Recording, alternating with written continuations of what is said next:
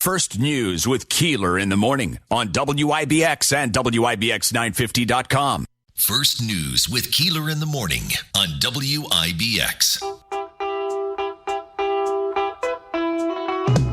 Grandma got run over by a reindeer walking home from our house Christmas Eve. You can say there's no such thing as Santa, but as for me and Grandpa, we believe. Well, this really happened in Waterville. It really did happen. Watertown. This really did happen in Watertown.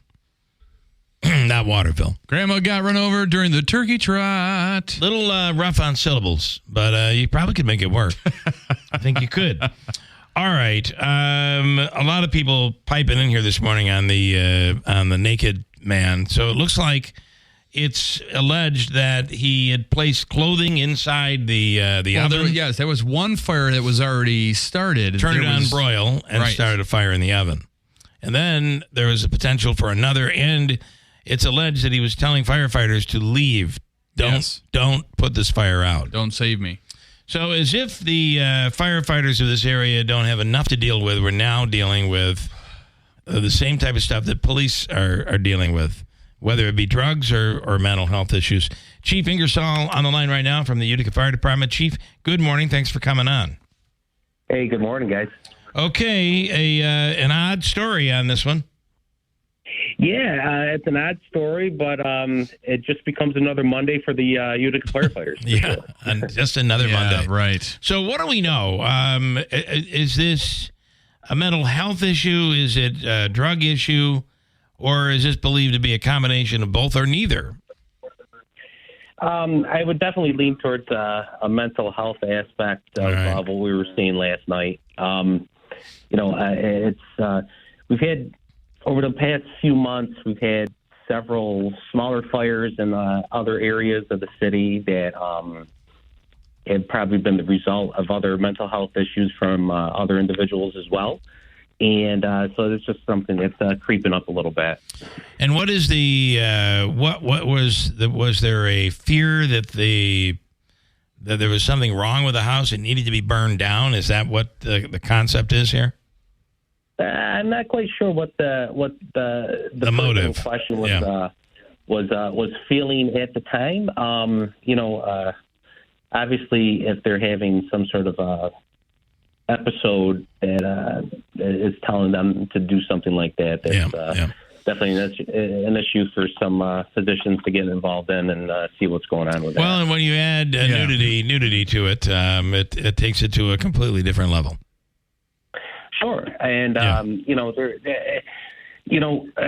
night when firefighters arrived, they had a lot of smoke coming from the second floor, and they were able to get into the building pretty quickly. The fires were smaller in nature. We didn't have to use a lot of water to extinguish them, but without a doubt, it adds a different layer when someone's almost obstructing your entrance into the building and is causing quite the scene while you're trying to conduct fire operations. Wow. Okay. When you arrived, there was just smoke, or was the fire contained to the apartment? Yeah, the fire was contained to the apartment, and then there was a lot of smoke. Obviously, they did find this male was really yelling at firefighters, screaming at them, and then he was able to get out of the building on his own. He nearly knocked over one or two of our firefighters, and he was exiting the building, and the police were able to get him placed into custody. Obviously, we're still looking into the whole off circumstances around that, but we're assisting the police with that part of the investigation. And just to be clear, do you want to ask more about this story? Yeah. Because I don't think I just need to be clear. I feel like there's so much we've already asked. There's only so much you can really talk about. Well, no, because I just want to be sure that there was one fire that initially caused, but the second fire was the possible second fire was the oven. That wasn't the initial cause of the blaze, right?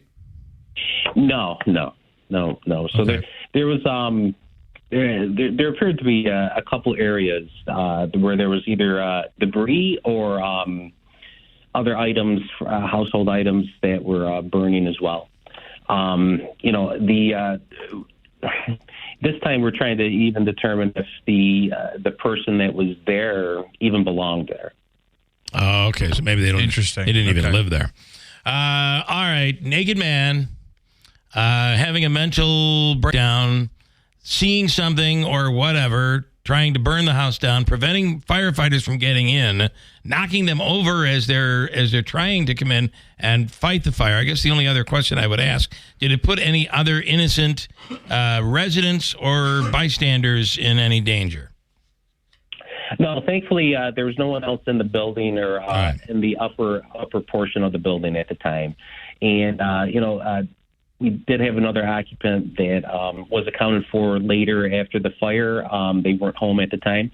As far as fires go, this was a pretty typical fire. Firefighters were able to get in, extinguish the fire, conduct searches, do some salvage work, and extinguish the fire rapidly and get back in service and get ready for the next call. So I did want to just, as we're heading into, the way our weather has been over the course of the last 5 or 10 years, as you're getting into November, we've been used to warmer weather in November and December, but it looks like it's hit a little early this year.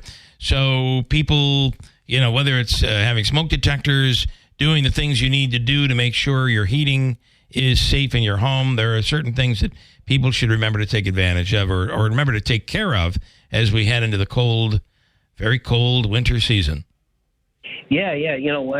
We see a lot of space heaters plugged into like multi-plug outlets or really lightweight extension cords. So we got to remember if we decide to use a space heater, that it needs to be plugged directly into the wall outlet. There should be at least 3 feet around that heater. Your furnace in the basement, there should be at least a 3-foot area clearance around that appliance, so nothing else is able to get heated up and catch fire. Obviously, we encourage to use smoke detectors, carbon monoxide detectors. We definitely see an increase in carbon monoxide calls during the winter months as well. We encourage everybody to have their furnaces, wood stoves inspected annually. And obviously, another big thing is make sure that you practice an exit plan, escape plan, not just for Fire Prevention Week in October, but we try to make sure everybody has a plan and plans for an emergency. That's important, too, to know, especially if you have kids or teenagers in the house or multiple occupants in the home, knowing that everybody knows where to go so somebody doesn't have to run back into the home. A lot of times that can be fatal, that decision to come back in to try to find someone who might already have gotten out.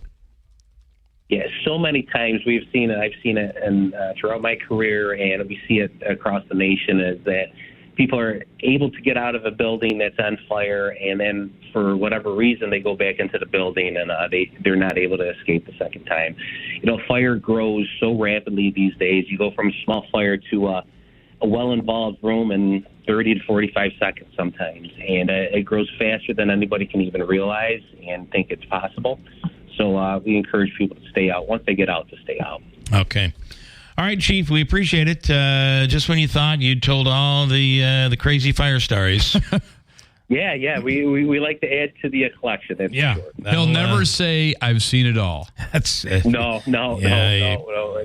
Just when you think. Can't say that. Yeah. All right, Chief Ingersoll, thank you so much. We appreciate it. Have a great day. You too. All right. Just when you think you've seen it all, you maybe haven't seen it all after all. It sounds like Mike says, it sounds like this fire took place at the old Devereaux bar. So it was It's got to be close to there, apartment above it. Oh, it was. Is what I understand, yeah. Oh, boy. And, this all really stems from the decision government made, and maybe it was made in the courts, I don't know, where we closed down so many mental facilities. And probably there was good reason for that. Sometimes people would be thrown into a mental facility, and that's where they would be mistreated. They would just get lost in the system. At the same time, what do we do in New York State? To fix everything, we decide, let's just shut it all down and let everybody out. They have the right to live out on their own. Everybody will be fine. And a lot of times these people with mental illness are either living on the streets, which we're seeing a lot of, or they're just living in such filth and squalor, and there's no one there to make sure they stay on their meds, to et cetera, et cetera. Yeah. So this is where all of this problem comes from. And then maybe all problems come from government. It does seem like there might be some truth to that. Well, and it's also the case, and we mentioned this talking with the fire chief, that they're seeing a lot of small fires around the city. A lot of the time, probably homeless people getting into vacant or unsupervised buildings, maybe starting those fires to stay warm in desperation. It's just a domino effect of what you're talking about. What's a corn farmer's favorite dog? A husky. Some things shouldn't be flat. But with GHX, you can maximize your acres with one flat price. While other brands sell by the bag, we sell seed by the acre to maximize your yield and profit potential. Our custom seed recommendations combine extensive product characterization and agronomic expertise to get the right product, population, and placement, all for one flat price per acre. Learn how at ghxseed.com/connect.